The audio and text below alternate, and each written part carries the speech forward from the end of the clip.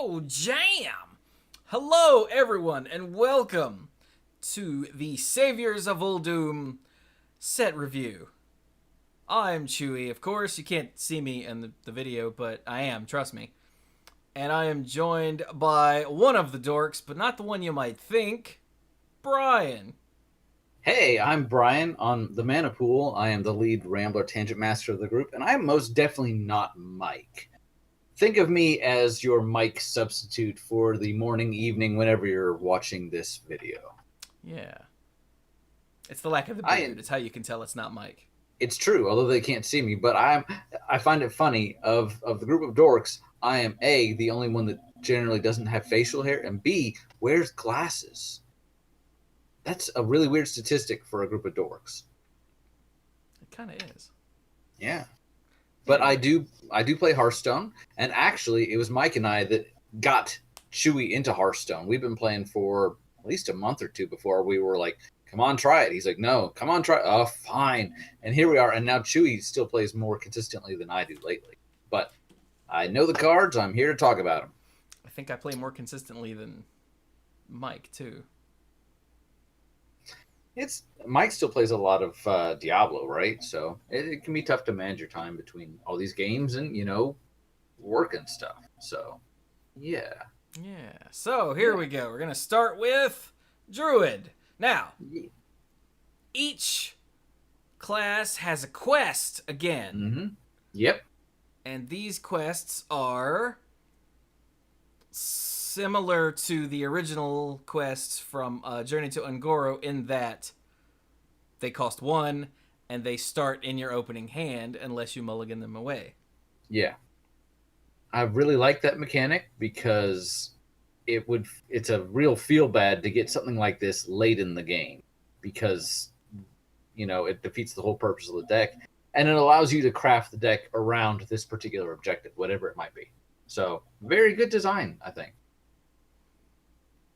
So, the first one we have in Druid is Untapped Potential. The quest, end 4 turns with any unspent mana. That's a really weird way to word that. End 4 turns with any unspent mana. I had to read it like 3 times before my brain was able to parse it. You'd think they could have just said end 4 turns with unspent mana. Yeah. But, I don't know if it's coding or what, or they just said this sounds cleaner, but you got mana left at the end of your turn. Congratulations. Now you don't have mana. You don't have mana during your opponent's turn, right? So it's not like, oh yay, it's my turn. I get I spend a turn and then it's your turn. Oh, I still have this mana, So, nope. Right. So the reward this time for all the quests is a new hero power instead of anything else. Right.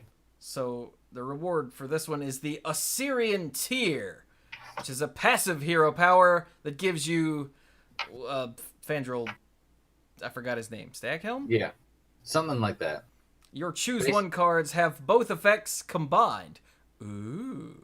Yeah, I remember the original legend that this was on, and it was always difficult to play him because immediately if you didn't play him and then still have other things to do to take advantage of it, he was almost certainly just going to be dead right away.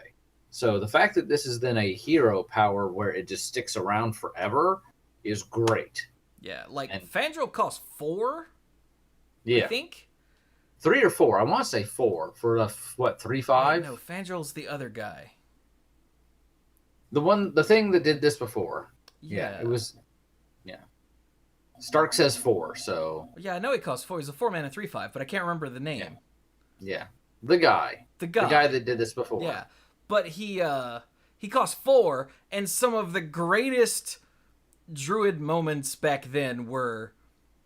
Oh, it is Fandral. Okay, thank you. We're playing Fandral on 4, having him not die, and then casting Nourish on 5. Yes. At least this time it'll be in an environment without Jade Idol, because that was just annoying. So. Very true. Yeah. So yeah, this lets your Wraths do 4 and draw a card. This lets your Nourishes gain mana and draw cards. It makes swipes... your warlord Lodi really good. Yeah. Because I don't remember what her massive combined form is, but it's intimidating. It's pretty good, yeah. There's and you can hear me say this a couple times, but there's the bear that can either get +2 power or +4 or +2 toughness and taunt, and Druid why of the not Claw. have both? There you go. Druid of the Claw, something relatively short. All of the choose 2 cards are great. They're very simple effects, but when you combine them together, you get some good stuff. Yeah. I like chocolate and peanut butter. Why, thank you. I know, right? Right. It's worth the heartburn that peanut butter gives. Yeah.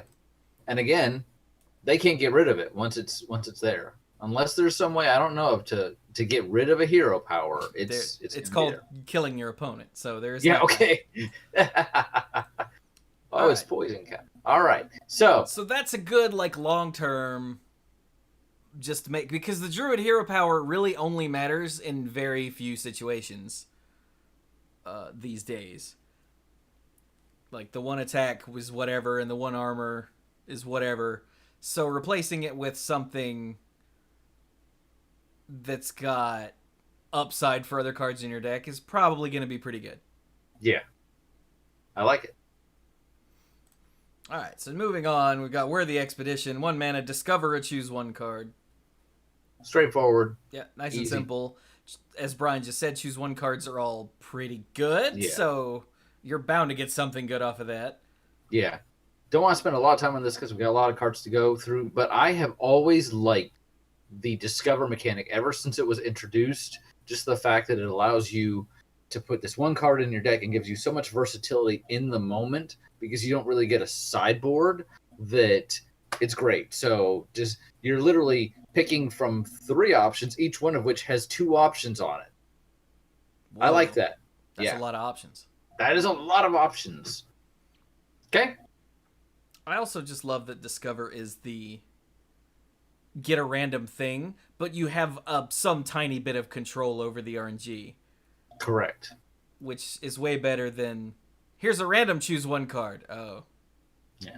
I mean, I'm still a fan of the Mage get a random spell stuff, which we'll get back to that later. But having control over it certainly makes it a little better. You may not always see exactly what you need, where you're like, I need this 1 card to stay alive, but more often than not, it's you're gonna get something that's at least useful. Exactly. Yeah. All right, then we have the Crystal Merchant, a 2 mana 1/4. If you have any unspent mana at the end of your turn, draw a card. I feel like I'm starting to sense a theme. This seems really good. Yeah, actually, I saw this and I'm like, I like this. I like this a lot. So, is she giving you a come hither look? I can't tell. No, I think she's offering me a gem or maybe a big camel. Okay. Purple rupees are worth a lot in Zelda. They're huge. They're like 200. So I would definitely get on that.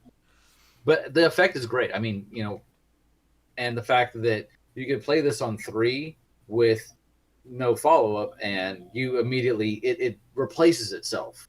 Seems pretty good. Yeah. 4 toughness seems good. Yeah.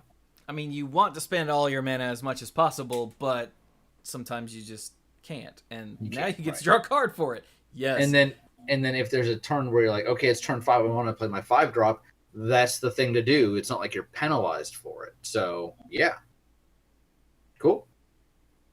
And also, at 4 toughness, it's not going to just die if you play it on 2. Right. So, and if they're aiming removal at, then what? They killed it 1/4. So, yeah, great utility. Next up is, I don't think I can do the Nicolas Cage on this. Bees. 3 mana, choose a minion, summon 4 1/1 bees that attack it. Yeah.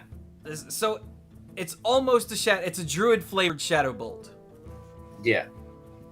Because Shadow Bolt is 3 mana, deal 4 damage to a minion. Right. Rules question, what happens if it's like a 2/2? Do you still lose all 4 Bs? I think so. Okay. Well, obviously, if you I think they all still go hit it. Yeah. But if you have a way of pumping your tokens as they enter the field, then, you know, maybe they're actually like 2/2s. So depending on what you're attacking, shenanigans, you might end up with still having Bs. But if nothing else, like you said, it's a Shadow Bolt. It's a deal 4 damage to target minion. Now, if we go over here to my handy-dandy search function, Floop's Glorious Gloop costs 1 mana. Bees cost 3 mana. So if you can Floop and then Bees and end up even on mana. Well, if the target dies, then you get +1 mana. There's also Flesh-Eating Ghoul, Witch's Cauldron, and Cult Master all in standard that care about things dying. Nice. So there are ways to exploit this. I don't really think this will be too ridiculous in standard. Although, do notice it doesn't say an enemy minion. It says choose a minion. So it is possible to murder one of your own things. Oh, you don't want to kill my voodoo doll. Is voodoo doll still in standard? Yeah. All right. Well, I'll just kill my voodoo doll. Potential use of voodoo doll in Druid. Huh. There you go. But I just love the combination of the fact that it's a kill spell and it's a very flavorful kill spell that may also trigger other stuff. Yeah. So, yeah. Cool. Are the bees beasts? They are, just in case that ever matters. If you do manage to get a Scavenging Hyena somehow in Druid, or a Bees somehow in Hunter, you could have a good time. Yeah, Scavenging Hyena is rude, so... Yeah. That's Bees. Alright, next up, the Garden Gnome, a 4 mana 2/3 battle cry. If you're holding a spell that costs 5 or more, summon 2 2/2 treants. So this is 6/7 of mana for 4. So let's just go to 5 mana in Druid real quick. Let's see. Starfall. Starfall immediately comes to mind. What is this? What's the 5 damage to a creature draw a card? Costs 6, right? Oh, but you only have it set to 5, so... Oh, that's why. Hang on. 5 or more. That's a filter. Filter.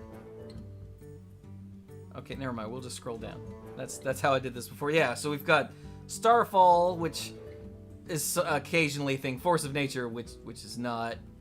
Starfire is occasionally a thing. Nourish. Stampeding Roar and Hidden Oasis. The big one is Overflow, which we'll get to shortly.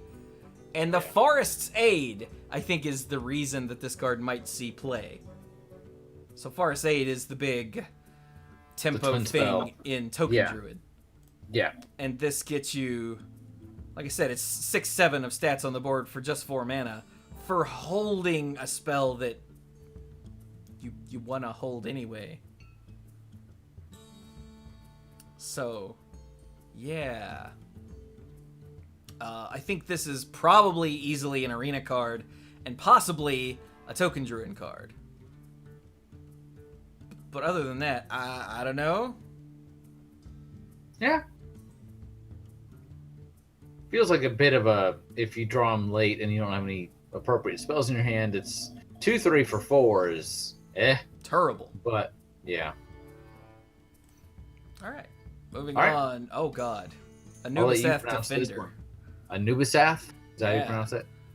Anubisath. A 5 mana 3/5 with Taunt that costs 0 if you've cast a spell that costs 5 or more this turn. You guys remember how good Arcane Tyrant was? Felt pretty good. Yeah, I lost to it like a lot Yeah, well, what if you had an Arcane Tyrant that was just better? That, had taunt? Because Tyrant didn't have taunt, did it? No, it was just a 4/4. It was a 4/4, yeah. But this is a 3/5. This is a free Ascension Shieldmaster. Which, seems good. Seems pretty good, yeah. And we just talked about the spells that cost 5 or more. You could Starfire something and get a 3/5. You can Forest Aid and then get a 3/5 with Taunt so that your opponent can't clear off some of your 2/2s before you can pump them. Nourish into Defender Oh, feels very much like I was about to win this game and then this happened. And we don't even need to get into when you have 2 Defenders. Yeah, because we all remember those days of, oh god, I've blocked the damn card from my head. Ultimate Infestation. Mm-hmm. I remember Ultimate Infestation. To do all the things that it did, and then drop 2 4/4s next to it for free was. Yeah. Ultimate Infestation, 5 to this, 5 to you, 5, 5, 5s, lots of 5s, and then here's some 4/4s. Like, that's just insulting. Yeah. So I think if there is some sort of like slower Druid deck, like right now we've got various comborific Druids. I think the Defender's probably going to find a home in one of those. Almost certainly. If they survive. Alright, then we have the first of the League of Explorers. Yeah. Elise the Enlightened. And I have to say, Elise cards when they show up are usually my favorite. Every card she's had, this is her 3rd one, right? Yeah. I love them. What this one does, before I get into other stuff that's not relevant, is it is a 5/5 for 5 battle cry. If your deck has no duplicates, duplicate your hand. So you can set this up really well. I mean, you can play it on 5 and just be like, hey, here's some more great stuff. Or you can play it later in the game and set up so that what you're getting out of your hand, duplicates like of 3 or 4 of the best spells in your hand. Boom, you've got more. Pretty good. And 5/5 for 5 is just great tempo. So yeah, I mean, yeah, but what don't you love? Like, what this is really going to be used for is more degenerate combo Druid crap that I hate. Like, let's be real, that's what this is going to turn into. It's going to be Geppetto Joybuzz for like Alexstrasza Malagos, and then play Elise to get 2 copies of each that cost 1, and then go blah blah blah blah, Moonfire your face. Malagos is the one where it's spell damage plus a million. 5. Yeah, I'm not a big fan of Malagos because I don't like decks where it feels like they do nothing, and then after like 15 turns they're just like, oh, you win. And I feel like that happens a lot with Malagos. That is Malagos' purpose, yeah. Yeah. See, here I've got the rose-colored glasses on. As I said, I'm fond of Elise because the first one she had was the Golden Monkey effect. And I like that. And the second one, the booster, well, I love booster tutor type things. And just the like, here, get a pack into your deck. I thought that was awesome. So Elise cards are my favorite.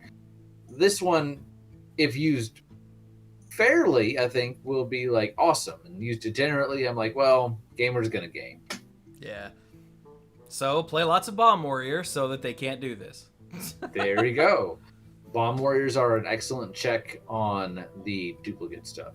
There's some cheap bomb stuff in Warrior, right? Yeah. You can beat this out. Okay. All right, moving on. Oasis Surger, a 5 mana 3/3 with Rush. And choose one. Gain +2/+2. So then it's a 5 mana 5/5 with Rush, which is good. Or summon a copy of this minion. So it's 2 3/3s with Rush. Which is good. Which is good. Obviously, this is not rare. I don't think it needs to be rare, but I feel like it's pretty good for a common, honestly. And it's an elemental, which is not as relevant in Druid, I don't think. Obviously, it's in Shaman, it would be... Although this can show up in Shaman with the, random elemental things, which is super important. Yep. So there you go. But I think this is probably going to be mostly an arena card with occasional, removal in combo Druid stuff. Well, yeah. Maybe. I mean, I think it's good for arena because it's a body that also functions as removal. And in the right circumstances, you may still be left with a body or more. Unlike bees, you can actually choose 2 separate targets for this. So you might kill a 1/1 and a 1/2 or a 2/1 or something and still have 2 guys around for 1 card. Yeah. And if you finished your quest, well, then you get 2 5/5s for 5, which is stupid. Yes. It's absolutely stupid. All right. Then we have a Hidden Oasis. 6 mana. Choose 1. Summon a 6/6 Ancient with Taunt. That looks like that. Oh, he's flexing. Oh, man. He's like, check out my guns. Or restore 12 health. And you thought that Nourish into Defender was a, oh god, I don't want to die call. This is definitely a put the brakes on everything. Not dead yet kind of thing. And once again, with the quest, 6/6 with taunt with 12 health means, wow, you just got set back several turns worth of work. Yeah. Seems pretty good. It doesn't really impress me, though, but 12 health is a lot. 12 health is a lot. So it could show up in, again, this lower combo-y decks. I like the fact that this is actually a not-so-subtle nod to everything Druid is trying to do in this set, because you've got both the choose one effect and it's a spell that costs 5 or more, so you're hitting both themes right there. So yeah. Hell yeah. And then we have our final Druid card, Overflow. It's like UI if UI wasn't completely busted, which it wasn't, but it felt like it all the time. For 7 mana, restore 5 health to all characters. Draw 5 cards. So one thing that this definitely does is wake up Lucent Bark. Mm-hmm. If your Lucent Bark has fallen asleep, this will wake it up. Also seems pretty good when you've got bigger guys than they do, and you're like, ram, and then once I'm done attacking, go ahead and put my guys back up to full health. Yeah. And draw 5 cards. Yeah, it's the draw 5 cards that makes this card remotely interesting. Yeah.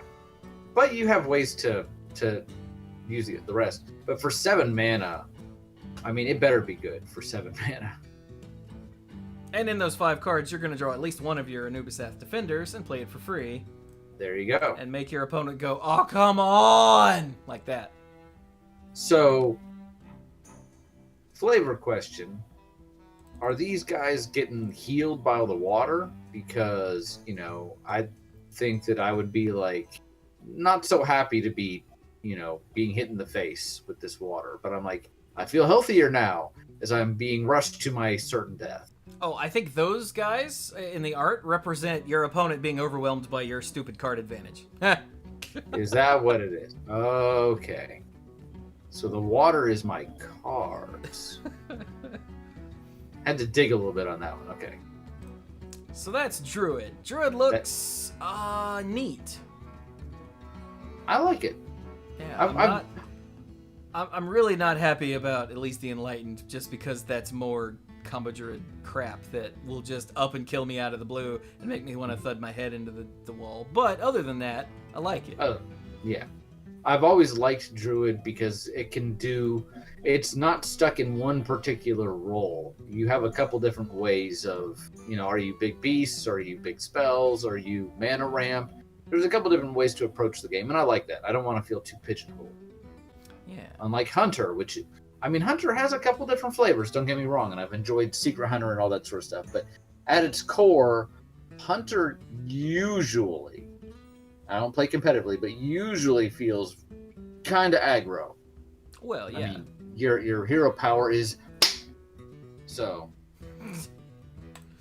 So let's go So into speaking of Hunter, we have the quest first.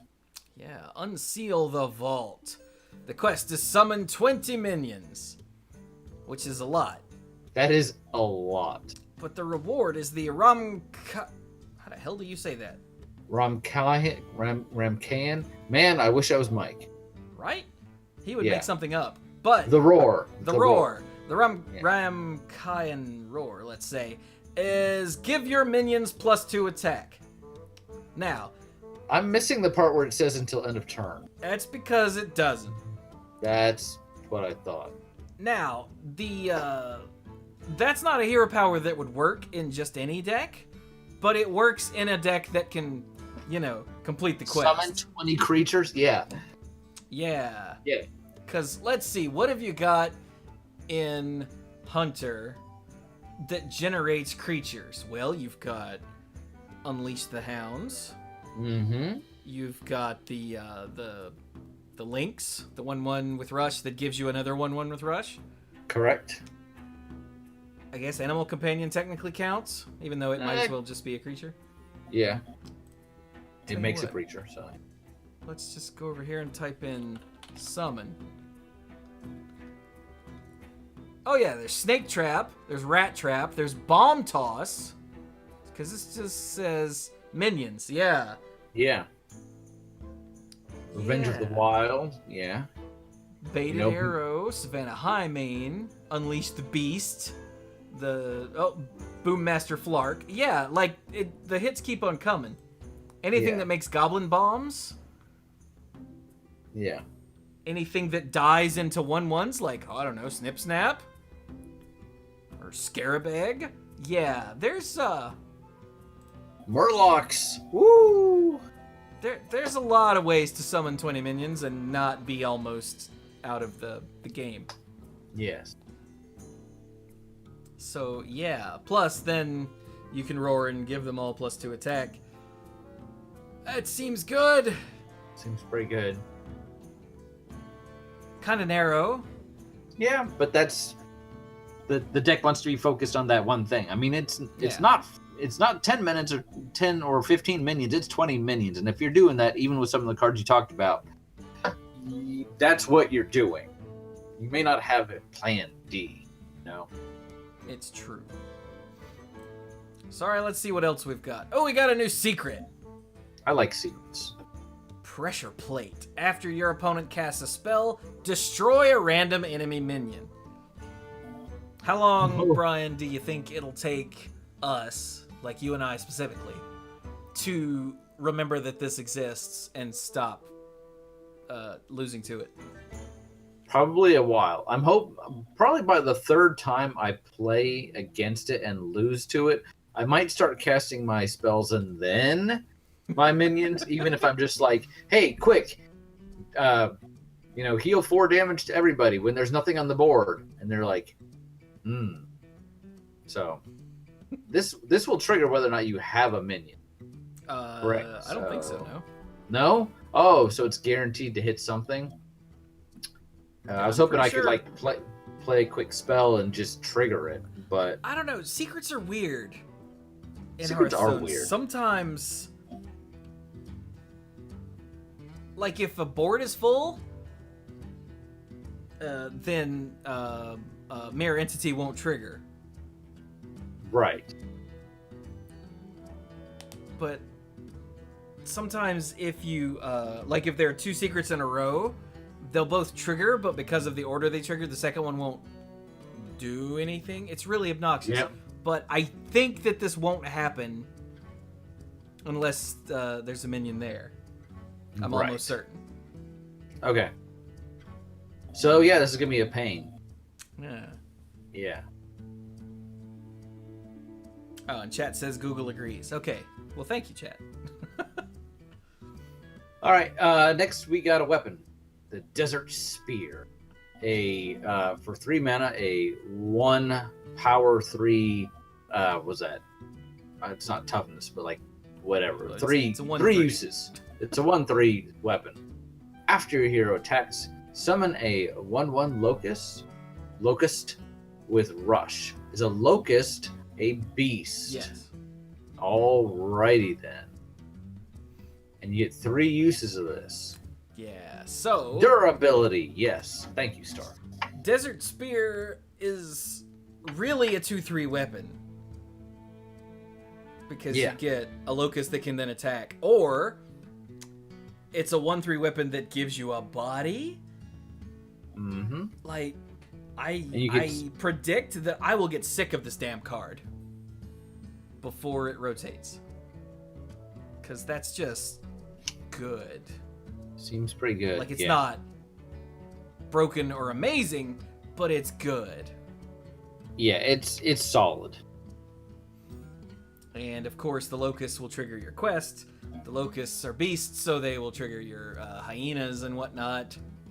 Yep, all the stuff we just talked about with beasts and things dying. I realized that was in Druid, but still. Some of that was neutral. Yeah, I mean, yeah. I guess the best news is because it costs 3, there's some bad things like Animal Companion that they can be doing on 3. So if they're doing this instead... That's probably a better sign, yeah. Yeah.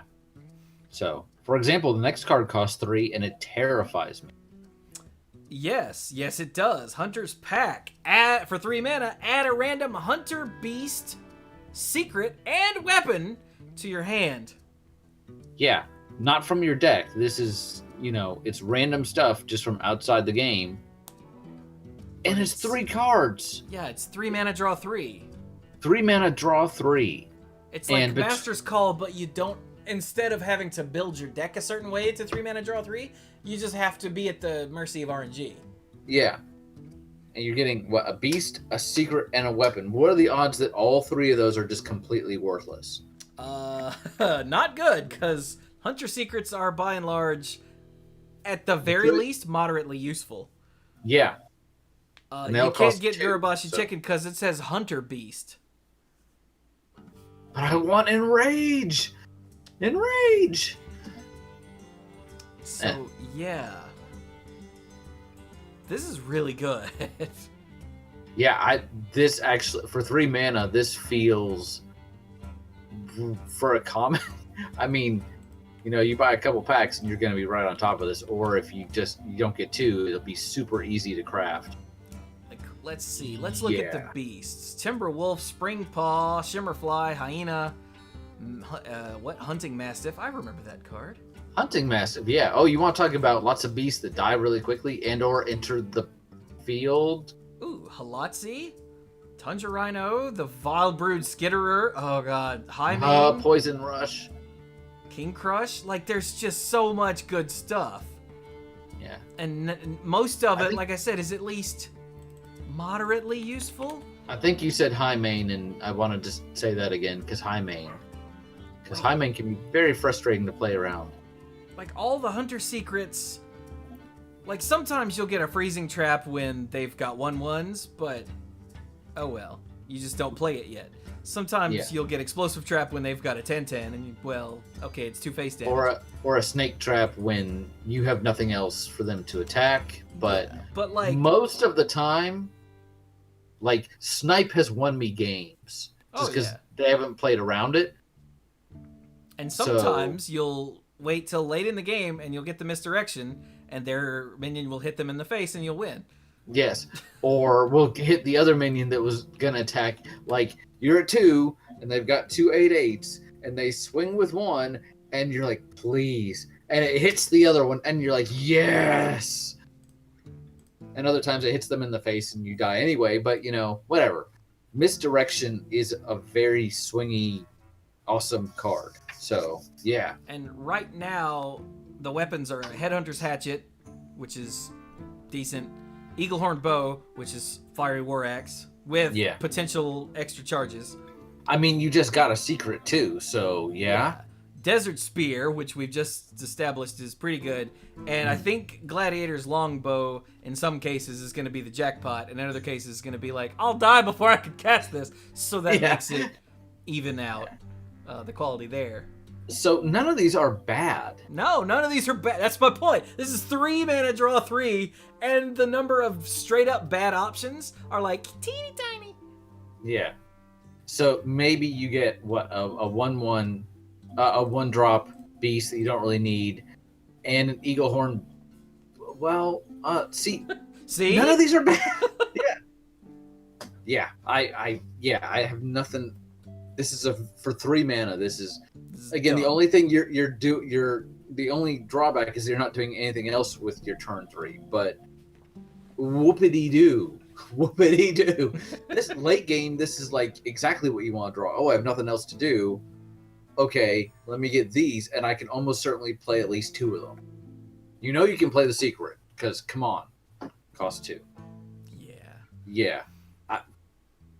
Good job. Dumb. Yeah. But sweet. I mean, I like RNG. I'm partial to RNG. So next we have the thing that's the same name as the Rom-Con. Wild Tamer? Yes, that is definitely Wild Tamer. A 3 mana 4/3 battlecry, copy a random beast in your hand. Sure. Yeah. You know, whatever. 4/3 for 3 seems fine. Like if your deck is one of those where there are certain beasts that you want extras of, like I don't know, Timberwolf or Tundra Rhino or that Dire Frenzied anything.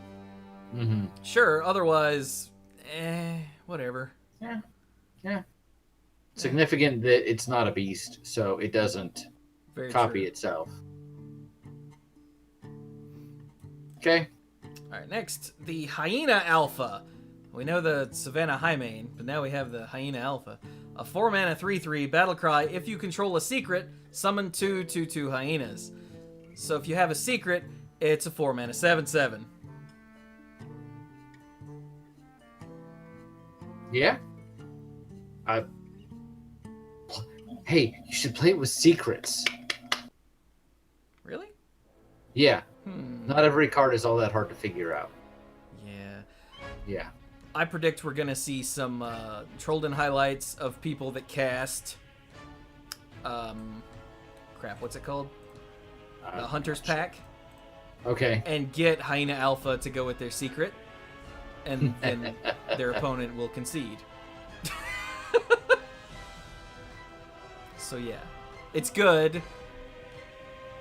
It's good. I think it's good. Yeah. Next up, okay, this one's weird. The Wild Bloodstinger. 6 mana beast. Battlecry. Summon a minion from your opponent's hand.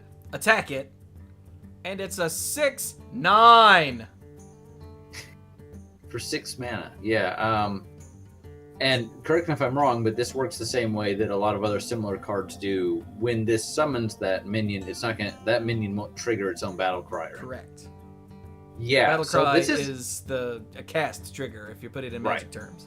So that's how I thought it worked, because you have similar cards like the Death Guard that when it dies you summon a random one from their deck, etc. So this is a very easy way to completely disrupt whatever they're planning, as long as it's not, Malagos. Yeah, this won't take out a goose, but it will hit a goose and then be there next turn. So to watch you die. But this will take out most things and can totally ruin. I mean, how battle cries is a thing. Look at these minions in Hunter alone. Every single minion, every single one has battle cry. Yeah. So, like, the thing that I like about the Wild Bloodstinger is that it comes out 2 turns before Geppetto Joybuzz, so you could nab their Geppetto and kill it. And that, thus killing whatever combo they're shooting for. And that makes me happy. That makes me very happy. You could also nab, I don't know, a Faceless, which will then just be a 3/3 and will die. Yep. I'm all for killing. And that's what this is for. This is for stopping opponents' combos. And so that's what you use it for. But, yeah. Oh, cute. That's what you were going for. Yeah, no. No. It's all right. Anti-combo card in Hunter. I like it. Next. Yeah. The Scarlet Webweaver. Charlotte, this is not. Definitely not. For 6 mana, 5/5. So, decent stats. Battlecry, reduce the cost of a random beast in your hand by 5. What if it cost 5 less? Oh, Mike's not here. But, again, in the deck where you're playing big beasts like King Crush, totally play this. Yeah. I think it's pretty straightforward. I don't really feel like I have a lot to say about it. It takes your beasts and it makes them cost less. And if it already costs like 5, congratulations, it's a free beast. It says nothing about like can't reduce it to 0. So yeah, I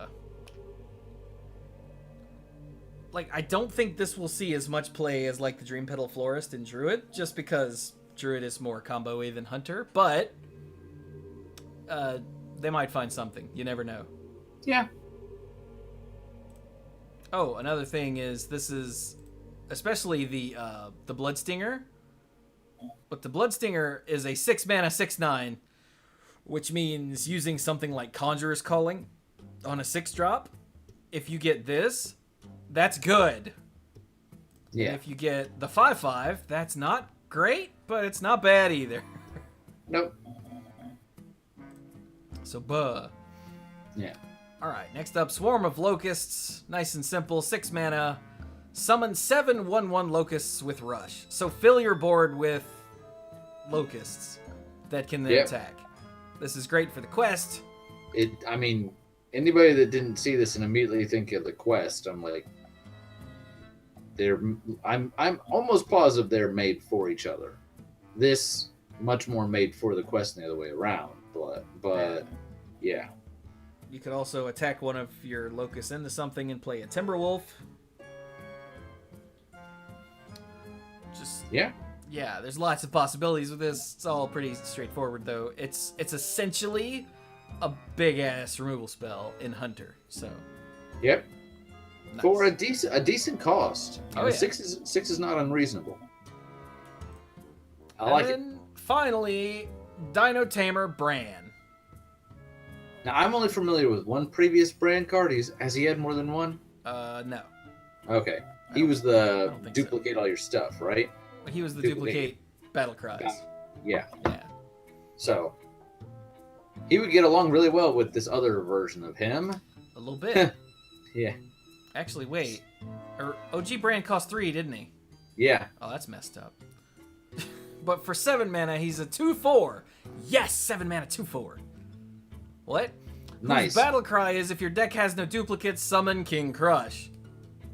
8/8 with what's not rush? Charge. The charge. Yeah. Yeah. That's right. I should remember that because of the pirate charge. Seems good.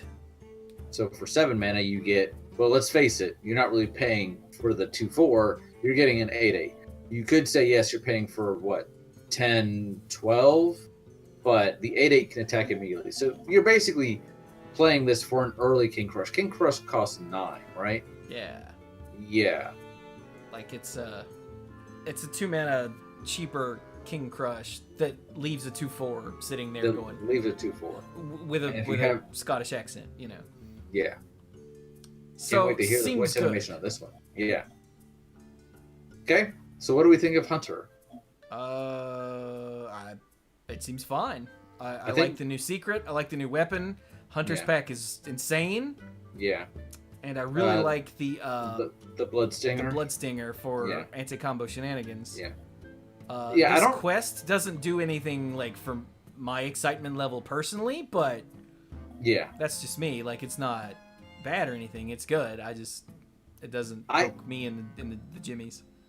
Unlike Druid, it took me a while to get into Hunter because it just wasn't my playstyle. The first time I really got into Hunter was when they really gave a lot of secret support. So things like Hunter's Pack, Pressure Plate, and the Bloodstinger to manage what your opponent's doing, I love. So, yeah. Cool. All right. So next up Mage. is Mage. Yes. So the quest is raid the Sky Temple. Good old Reno. Yes. The quest is cast 10 spells. The reward is Ascendant Scroll. Ascendant Scroll is a hero power for 2 mana. Add a random mage spell to your hand. It costs 2 less. Yeah, this I want because if Mage was literally the first class I first gravitated toward, and B, I have already mentioned I love RNG, and the spell that did this effect originally, I ran as long as it was legal, all the time, like all the time. So yeah, I love this. And what, you have to cast 10 spells? Okay, you're probably going to want to do that anyway. I like the ones where you don't have to bend over backward.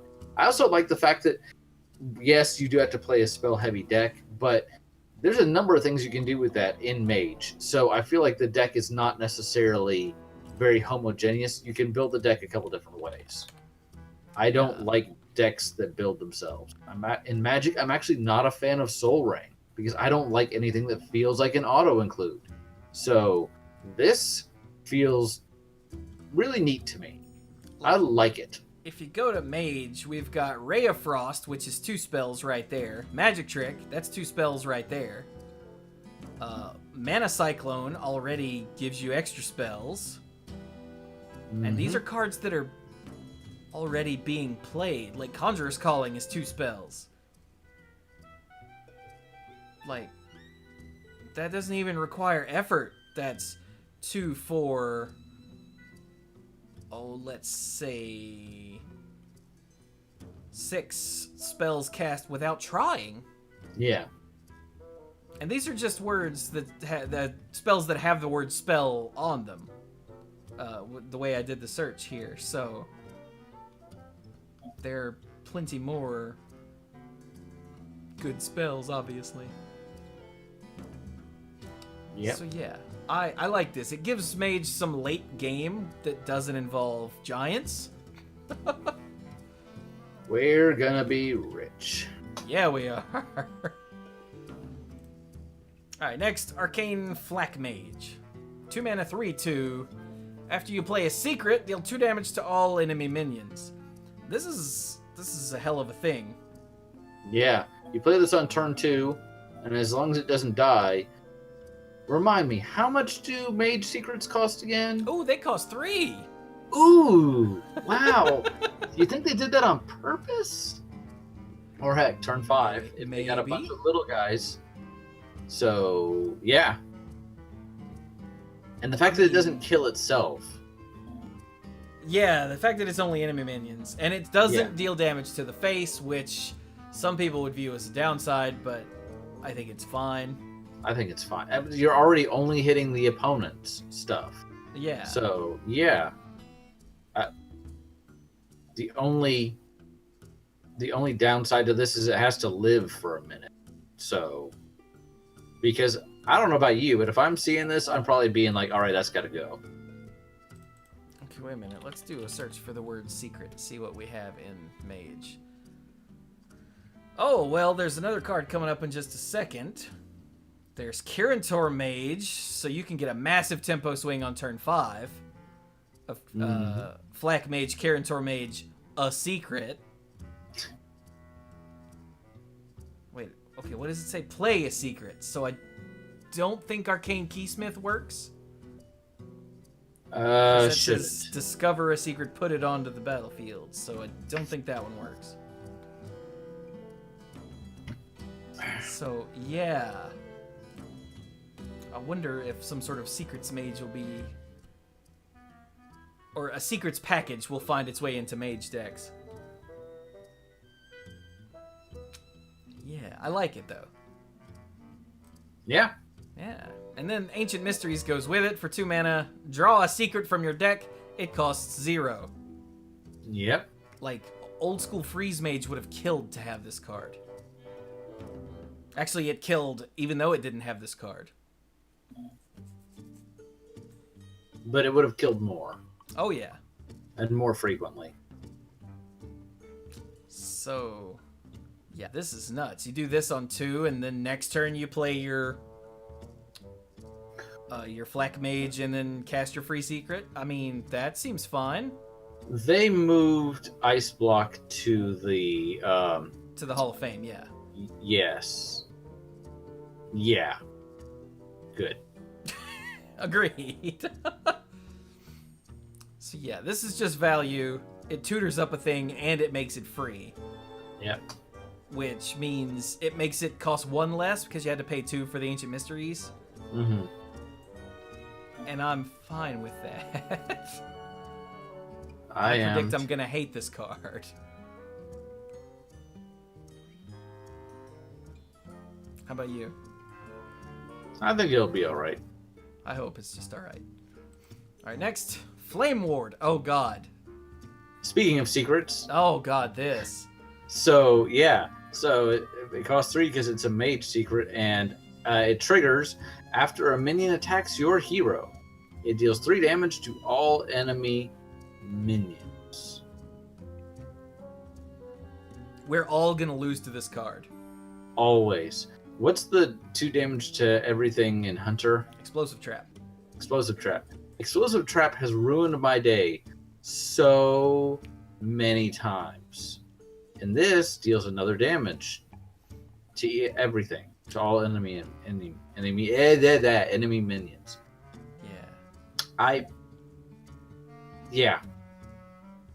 Yeah, this is gonna be big. I feel like this is gonna be important. Oh yeah. Like, I think this makes the whole secret package worth it, because this is just good. Yeah.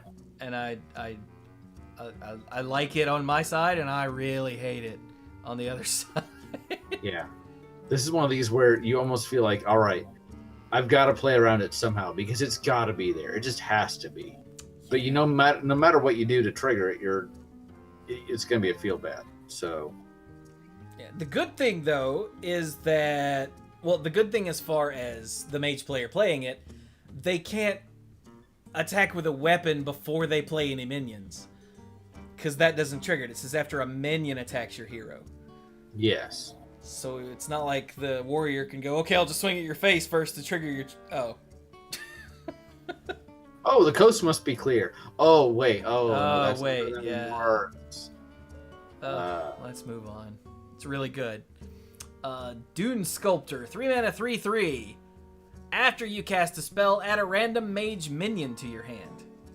Yeah.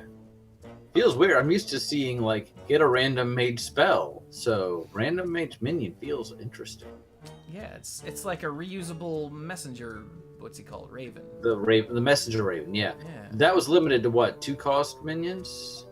Or something? No. Or am I not? It was just okay. a battle cry. I'm okay. I was just. You're thinking of the Vex Crow. That's what I was the thinking. Vex Crow. It's a cross between the Vex Crow and the Messenger Raven. So well, there you go. All these birds of prey. Yeah. When you cast a spell, you get a 2-drop on the board. This one is when you cast a spell, you get the Messenger Raven's battle cry in your hand. Right. Which that was discover whatever. Shut up. Close enough. These birds of prey are all getting mixed up in my head.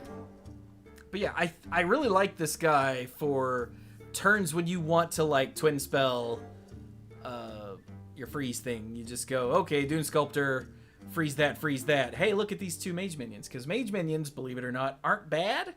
No. Like, they're not OP or anything, but they're not bad. Yeah.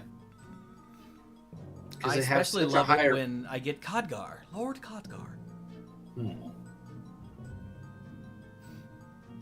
All right, moving on. Oh God, this name. This thing, the Naga sandwich. I like mine with mayonnaise. Monster. So the Naga sandwich. Oh, I was wondering. I clicked on it to see the flame text. The flavor text. 5 mana foot long. Anyone? Yeah. Okay. So 5 mana for a 5/5, and battle cry. Change the cost of spells in your hand to 5. Yeah, this is a callback to the Naga Sea Witch, which was, well, broken and wild, it turns out. But luckily, this is just a battle cry. But this is going to feel really good when you've got, you know, like a blizzard and a pyroblast in your hand. Like, Yep. Yeah, I mean, there's not much else to say. I mean, yeah, don't do it when you have an Ancient Mysteries in your hand. But do it when you've got expensive stuff. Sorry if that's pretty straightforward, but make your stuff cost less, not more, I think is a winning strategy. So I think so, yeah. And you get a 5/5 for 5, so that's good. Yeah. Yeah. All right, next, Cloud Prince. I can't. Prince, pirate. Same thing. Yeah. A 5-mana 4/4 elemental battle cry. If you control a secret, deal 6 damage. We'll have to see if this becomes a thing that's worth playing in the secret package that will potentially end up going in Mage decks. I feel like 6 is a lot. I mean, that's because 6 is a lot. Okay, good. I just want to make sure that it's a fireball, right? So,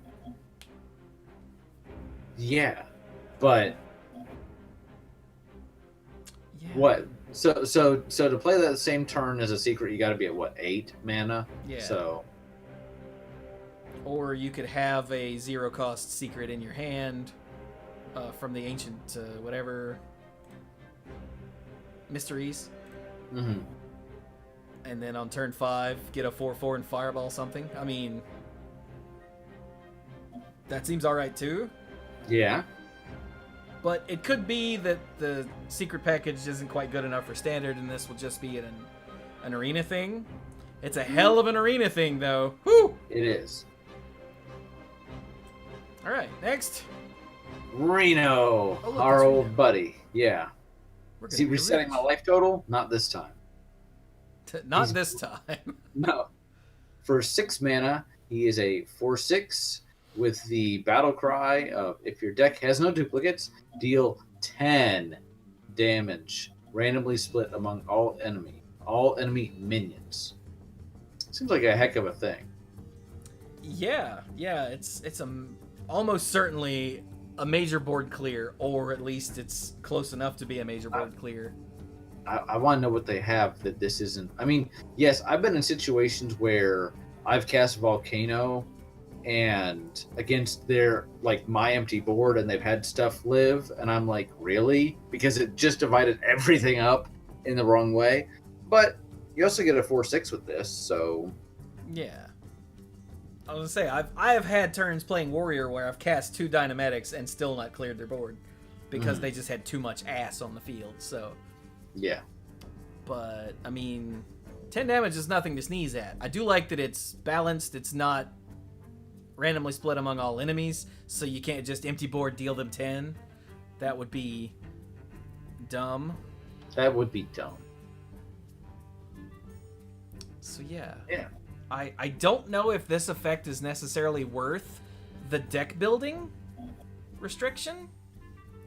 Necessarily? Yeah, I always had a hard time with the mean streets with the legend in there where you don't want to have duplicates to make your super awesome crafty spell, right? Yeah. And if you can follow that line of logic, but I don't know. As much as I love Mage, a lot of times I want my Mage deck to be at least somewhat consistent. As much as I love the RNG, I want to have 2 copies of the spell that gets me RNG stuff. So it can be. I feel like this is more of a restriction here than it might be in, say, Druid. So could be. I guess we'll just have to see, because Kibler's going to build a Reno deck, so we'll just see how his works and go from there. There you go. Dragon Master first, everybody else follow behind. Yeah, pretty much. Alright, now we have the Tortolan Pilgrim, an 8-mana 5/5. Battle Cry. Discover a copy of a spell in your deck and cast it with random targets. These expensive Tortolans are always kind of, Yeah, I remember the other one that was, 8 or 9, and would, cast a spell from your deck every turn. And half the time, I'd be like, this is amazing, but most of the time, it was like, wow, this didn't help me at all. So. Oh yeah, that one. That wasn't a Tortolan, though. It wasn't? What was that other? Wasn't It the was Tortolan definitely just Eternal. cast a random spell that costs X or less? I forget what X was. 5. I forget. Or get a random. I can't remember now because I never played it because it was bad. This one I mean, this one with the Discover, you can at least have some selection, and there's some spells where you won't have to target. So, but Like, you know, I don't. I think what this is really here for is to be a nerf to Conjurer's Calling on 8. there you go. Oh yeah, look at this. It's gonna be awesome. Yay. But speaking of awesome, this last card is awesome. And if you don't like this card, then there's no joy left in your life. You remember the old school Yogg Saron before it was nerfed, like twice? Yeah. Yeah. So, Puzzle Box of Yogg Saron costs 10. You cast 10 random spells, targets chosen randomly. And they changed Yogg Saron, the original Elder God creature minion thing, that if it silenced itself, it would stop working. Well, if it silenced itself, bounced itself, killed itself, it would stop casting spells, because that makes sense. But this doesn't. It's not. Yogg Saron is not actually here to cast the spells. It's just happening. Yeah. So you're gonna get 10 spells. Yeah, it's like casting 2 copies of Scroll of Wonders to an empty board. Or to an empty deck, rather. It's just, here's 10 things, bruh. Yeah. I personally can't wait to get this from some sort of random effect. And then win or lose. But like, screw it, praise Yogg. Hey, there you go. I mean, you can cast it on turn 8 when you play your Tortoise Pilgrim. Oh, hey! Hey! Get there! There you go. Have this be the only spell in your deck. But yeah, Mage... So, this one is going to be the Secrets one. Yeah. Because of these, 2, 3, 6, 79... Of these 10 cards, 1, 2, 3... 4 of them deal with secrets. Yeah. So 40%, even I can do that, man. But I've always been a fan of RNG, and I love that the quest pushes that as well. So, yay, RNG. Yeah, I think this makes Mage fun. And isn't that the whole point? Oh my god, you can Naga Sandwich to make your puzzle box cost 5. You can. I'm doing that. You totally should. Build the sandwich deck, Chewie. I just realized the puzzle box is not legendary, so you can actually play 2. You can. Oh my god. This is the best. What's the flavor text on it? The flavor text is, put the box down, Reno. I didn't see that earlier. That's pretty great. I like that. All right. Our nightly Paladin class. You can start with the quest. Start with the quest. We've got Making Mummies, which the quest is play 5 Reborn minions. Now, Reborn is a new thing which we haven't actually run into yet. Minions with Reborn resurrect with 1 health the first time it dies, so it's sort of like Redemption. Mm-hmm. The secret. same effect as Redemption, the Paladin secret. Yeah. Except they can see this coming, but it's built in, so... Yeah. Yeah. And your reward is Emperor Wraps, which is a 2-mana hero power that says summon a 2/2 copy of a friendly minion. I feel like... Okay, I don't play competitively, but I feel like this is one of the easier ones to get to. Like, summoning 20 minions, even with stuff that's getting you more than 1 minion at a time, is going to take a while. This says, play a deck with Reborn minions, play 5 of them, you're done. They don't have to live, they don't have to attack the opponent, you just get there. And Emperor Wraps, with the right thing to copy, it doesn't matter that it's only a 2/2. That's significant. Yeah. Yeah. So there you go. It seems all right. We'll have to take a look at the reborn minions and see if there are 5 worth playing. Yes. So let's go do that. Well, okay, first we've got the Brazen Zealot. A 1 mana 2/1. Whenever you summon a minion, gain +1 attack. These never do well because they only have 1 health. This gives 1 attack to itself. The first time I read it, I thought it gave it to the minion. I'm like, okay, cool. But no. This is a 2/1 that's going to turn into a 3/1 or maybe a 4/1 at most, and then it's going to die. Yeah. Yeah. And it's a rare? Yeah. I guess because you might, like, have some combo potential later in the game, but I just see this, like, being like, roar, and then die. Yeah. I mean, if it does live, then it's a decent little removal, but that's a big if. So let's move on, because that card sucks. There we go. Hey, look, it's Sir Finley. Jolly good. I love Sir Finley. He's great. He's very sophisticated for a Murloc, and that's the joke. So he costs 2. He costs 2 for a 2/3. Yeah. And his battle cry is, if your deck has no duplicates, discover an upgraded hero power. Originally, his OG form would just get you another regular hero power. Correct. But you didn't have the deck building constriction. Or restriction or whatever. Didn't he just cost 1? I think he just cost 1, yeah, for what, a 1/3 or something? He was a 1 mana 1/3. Yeah. But upgraded, I mean, this seems pretty good to me. The lady from the tournament set where the first time we got the upgraded hero powers. Yeah, just Cartridge. Cost 6 and saw a decent amount of play. I know I played a lot of it. So for this to cost 2 and whoop-de-doo, I have to build the deck a certain way. I feel like this is pretty good.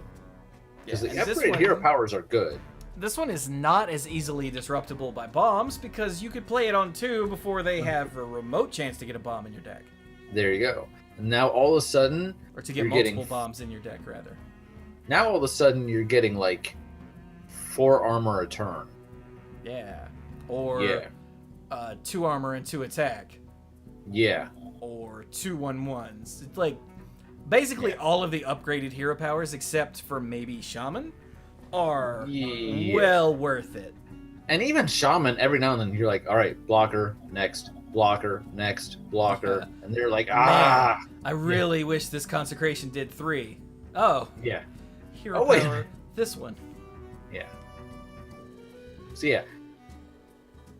Only thing, don't play him with making mummies. Just don't do it. I mean, you could to, like, give yourself a better hero power until the quest is over, but Yeah, I think these two go in different decks. Yeah, when the downside is you have 2 legendaries that you don't play together, that's not much of a downside. Yeah. All right, next, Micro Mummy. It's so cute. Mummy. Sorry. A 2 mana 1/2 mech, which I missed originally. That makes this way better. With Reborn. And at the end of your turn, give another random friendly minion +1 attack. See, this is what Brazen Zealot should have been. But Brazen Zealot just, no.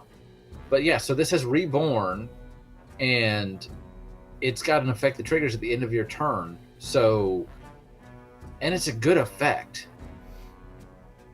Like, and the fact that it's a mech means that Galvanizer makes it cheaper, and you can drop a skater bot on it to for the rush to hit something.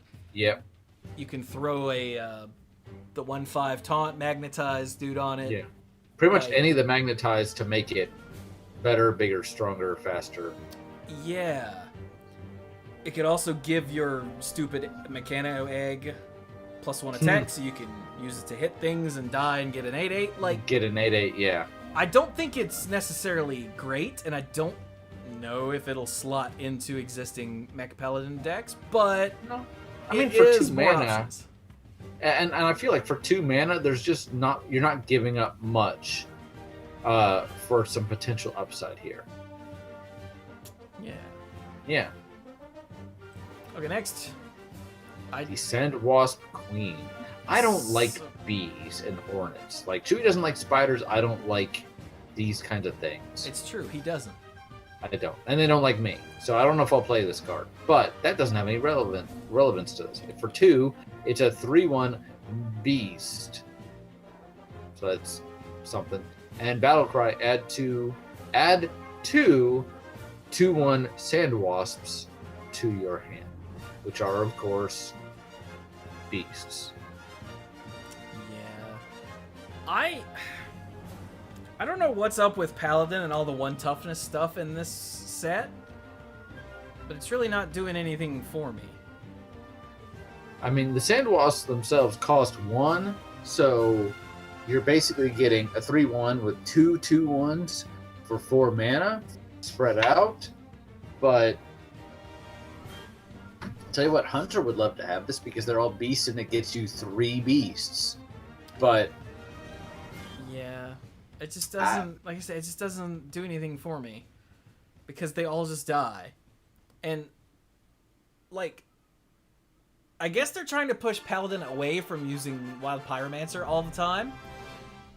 I guess, because this will certainly, disincentivize that. There's no Paladin secrets in this set. Nah.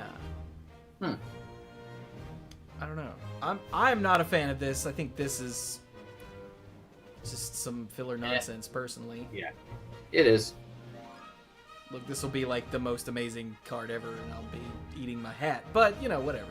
3 months later, can you believe we said this? And we liked Wild Bloodsinger for some reason? What? Alright, next up, Subdue. 2 mana, set of minions, attack and health to 1. It's a targeted shrink ray. Yep. Yeah. Yeah. It's gonna be fun. We already know. I mean, it's the Paladin almost polymorph, except without the silence. Right. It's also great for that rare case when you really want your Death Rattle dude to die. Go for it. Yeah. All right, next. I mean, you get it. Yeah. Ooh. It's Mufasa. Or maybe it's Simba. I can't tell. But it's Salet's Pride. 3 mana, 3/1 beast. Death Rattle. Draw 2 1 health minions from your deck. Okay, hang on. So see, it's a theme. It's a theme, Chewie. We just didn't get it before. So we're gonna health 1 and go. Okay, so all the 1 health minions in Paladin are these 3 in this set. So I guess if you really want your Sand Wasp Queen, it'll do it. But are more you importantly, kidding? That's it? Yeah. Wow. But more importantly, it gets you like Murlocs in case that's a thing. It gets you Skaterbot and Mecharoo in case that's a thing you're trying to do. Or it gets you card draw like Novice Engineer, Loot Hoarder, Thalnos. Or if you're really silly, it gets you Giggling Inventor. I like it with Voodoo Doll. I'm just a fan of Voodoo Doll. Voodoo Doll makes people play weird. It also gets Replicating Menace, which I missed the first time. Yeah, it gets Voodoo Doll, which we'll never see play in Paladin, but sure. Yeah. Oh, and Iron Beak Owl. I knew there was something else in case you desperately need that silence. Which sometimes you just need it, so. Yeah. But okay. Still don't know if I like this, though. Yeah, like, Christology draws 2 1 attack things, which have way more uses.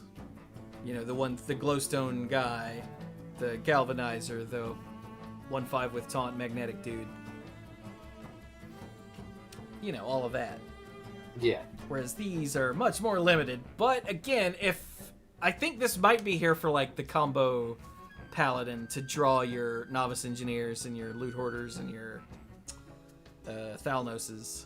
That's the best use I could come up with after digging around in what's in Standard going, because it draws the 2 1-health minions from your deck, and if those draw more cards, that empties your deck faster, so you can do your Belful Banker Shirvala thing. Yeah, which is literally all I could figure out. Pretty kitty, though. No. Alright, then we've got the Ancestral Guardian, a 4-mana 4/2 with Lifesteal and Reborn. No? It's okay. I mean, it's gonna get you, if they feel like they need to kill it, it's gonna get you 8 life, right? So... Or it's gonna use up some of their removal, and then it'll come right back, so... Yeah. Yeah, sure. Yeah. Or if it eats a silence, then... Good. Then, There's wow. other things to... Yeah. Way to waste your silence, buddy. I mean, well, really, think of it this way, though. If I've got you down to, like, 7 life, and you play this, I'm probably going to silence it if I can't just outright kill you, because that will be a significant tempo loss. But otherwise, I mean, yeah, it's a 4/2 with Lifesteal and Reborn. You get it. So yeah. It's not great. I don't expect to see this in Standard any unless people have to play it because of the quest. I don't know. All right, Pharaoh's Blessing. Now here's something funny. It's 6 mana, +4/+4, Divine Shield and Taunt. So it's Blessing of Kings plus Divine Shield and Taunt for 2 mana. The only use I could think of with this is to put it on your Deathmark Prelate. So that every time you draw it from here on out, it'll be stupid big with Divine Shield and Taunt. that is definitely an option. I also kind of like doing this, putting this on a creature with Reborn. I'm looking right at Ancestral Guardian, and giving a Reborn creature Divine Shield feels pretty good. I realize it won't come back with Divine Shield, but it's yet another time they've got to hit it. So it's like, how many times do I have to kill this dang thing? So, and if it happens to be an Ancestral Guardian, that's a lot of life you're getting. That's a lot of life. So, True. And then Taunt. And then So Taunt. yeah. So yeah, I see some potential. Yeah, I still don't think it's great, but I think it's better than the Ancestral Guardian. Yep. All right, next, And tip then- the scales. What with this card? For 8 mana, summon 7 Murlocs from your deck. I got nothing. I got Play it nothing. with Murlocs. Like, there's no Murloc support at all in here.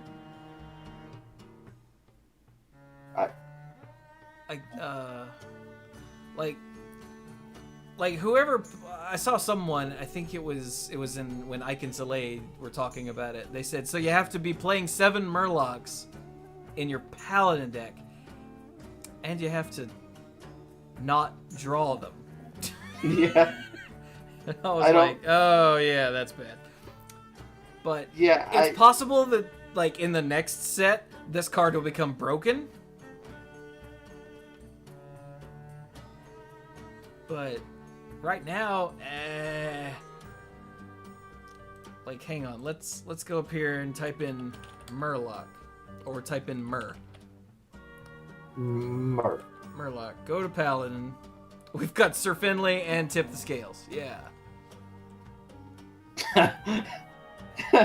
So, well, now it is possible if you just are jamming ridiculous amounts of Murlocs in your deck, that you could get, like, your Bluegills and your War Leaders and your Oracle and hit them for some damage. It also just gives you a board that they immediately have to deal with.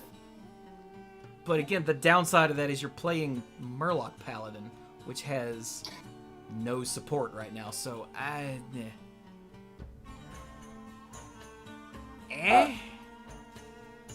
got nothing. Yeah, I got nothing too. So Paladin, I don't like being a negative person. I don't like saying like, oh, you know, play this or don't play that or whatever. I just don't see a whole lot in there for me personally in Paladin this time. I don't see The a whole quest- in there. The period. quest and Sir Finley, and the quest, obviously, I'm going to be looking at other class, like neutral for Reborn. Oh, yeah. So... And there are several in Reborns in neutral. And Sir Finley has nothing to do with anything. Except no, he's just awesome. Yeah. He's just there being awesome. And, I mean, that's fine, don't get me wrong. But it's not exactly like... It's not propping up the rest of Paladin either. So... Yeah. Yeah. Okay. Next.